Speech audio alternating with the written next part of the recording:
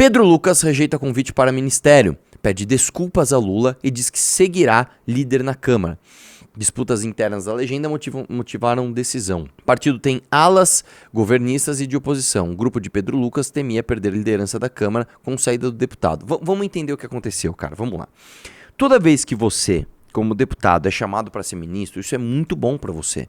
Por quê? Porque você deixa de ser uma pessoa entre 512 outras, né, para fazer uma votação, para isso e aquilo, para pegar a tua cota de emenda, levar na tua região e fingir que você está trabalhando, e você passa a ser o executivo de uma pasta, você passa a ser o cara que tem a chave do cofre na mão.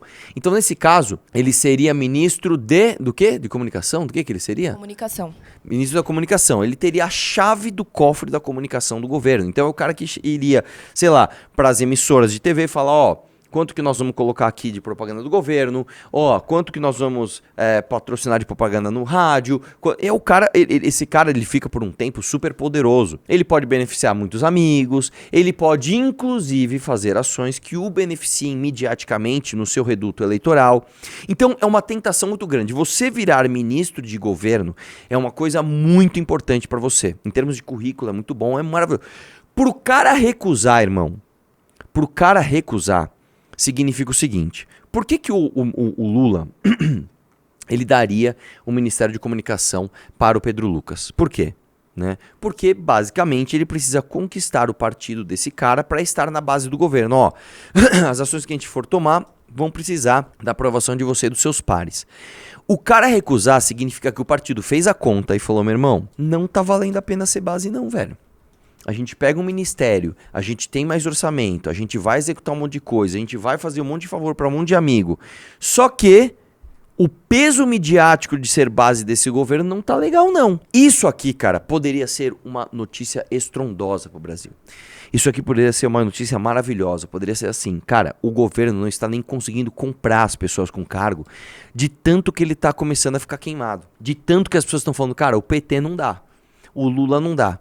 Isso poderia ser uma notícia maravilhosa, só que nós estamos no Brasil. E estar no Brasil significa que, infelizmente, você tem que prestar atenção no governo, você tem que fazer oposição ao governo e prestar atenção na própria oposição. Vamos dar uma olhada na pesquisa da Paraná? Que saiu ontem, né? Acho que saiu ontem essa pesquisa.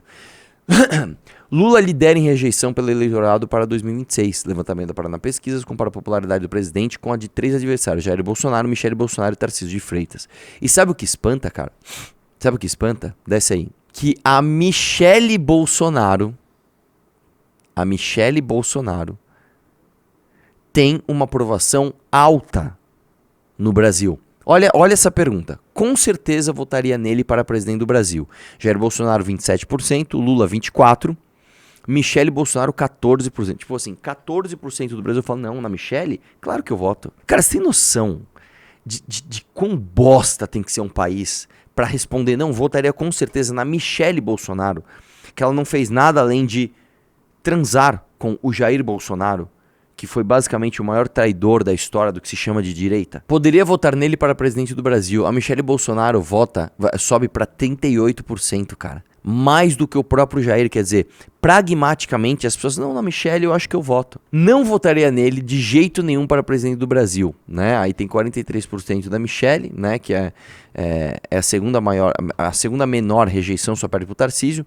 Não conheço o suficiente para opinar. Só 1% das pessoas não conhecem a Michele Bolsonaro e não sabe opinar 1,5%. Ou seja, acredite se quiser, a Michele Bolsonaro tem uma chance de ser a grande representante da oposição desse governo, cara. E aí nós vamos chegar aonde, velho? Fala pra mim, nós vamos chegar aonde desse jeito? Já que nós vamos levar o meme a sério, vamos usar português? Vamos mostrar que a gente vive num país muito melhor que o deles? Então vamos lá. Dá uma olhada aqui, ó. Homem pede para irmãos baixarem o som e é espancado até a morte. Isso aconteceu em um bar no distrito de Cunha, em Paracatu. Irmãos ouviam música em alto volume e não aceitaram o pedido para baixar o som. Desce aí, ó. Essa é a família tradicional brasileira, tá?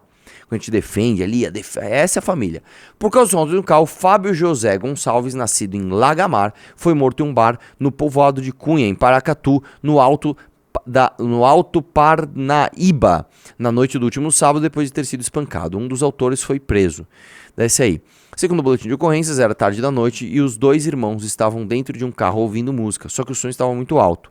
Fábio, que se sentia incomodado, resolveu pedir para que baixassem a música. Ele se aproximou do carro e fez o pedido. No entanto, isso teria irritado os irmãos.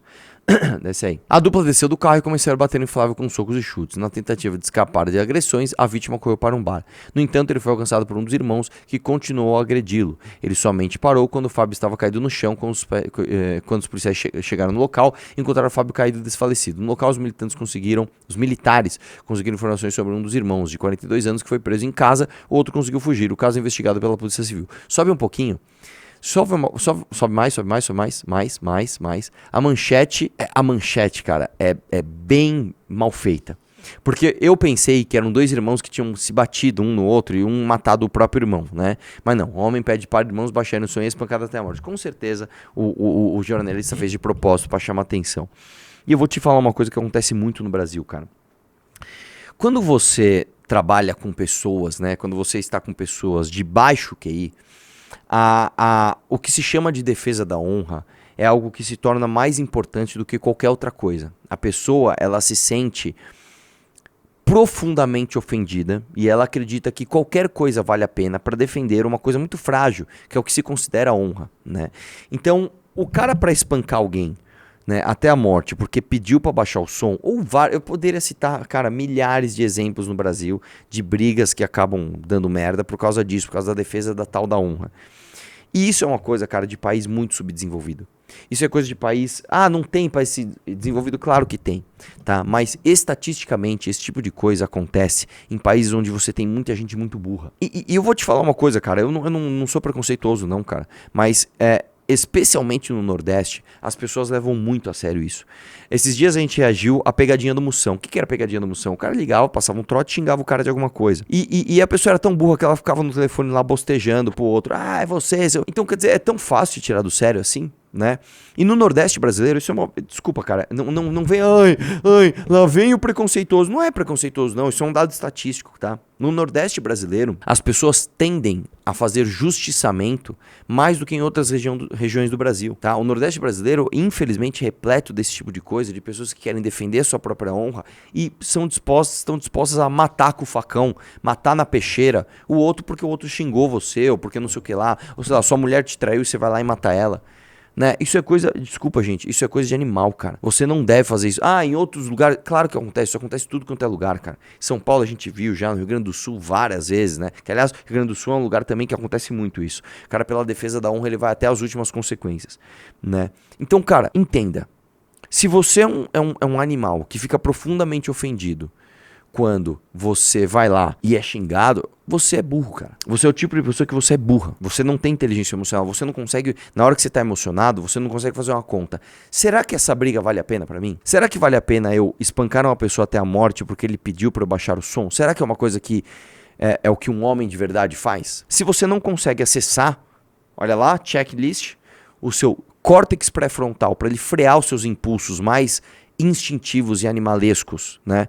Você é uma pessoa burra, entendeu? Inclusive eu vou dizer uma coisa pra você falando sobre isso. Na adolescência, cara, quando a gente se torna adolescente, a gente começa a sentir uma empatia maior, né, pelas pessoas através da cognição. Você começa a se sentir no lugar do outro, tá?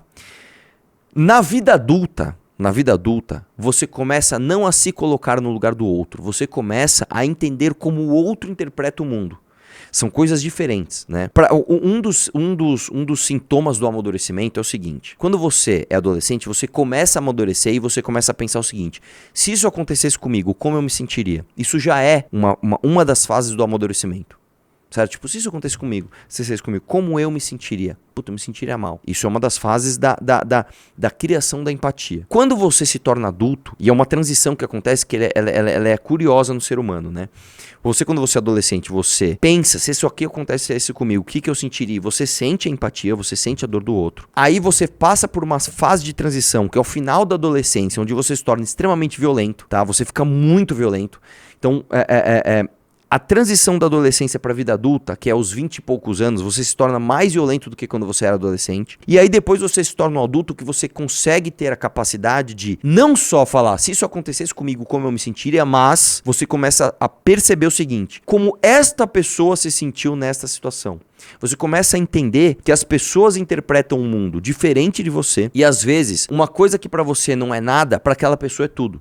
Um dos símbolos uma das questões mais demonstrativas disso são símbolos religiosos.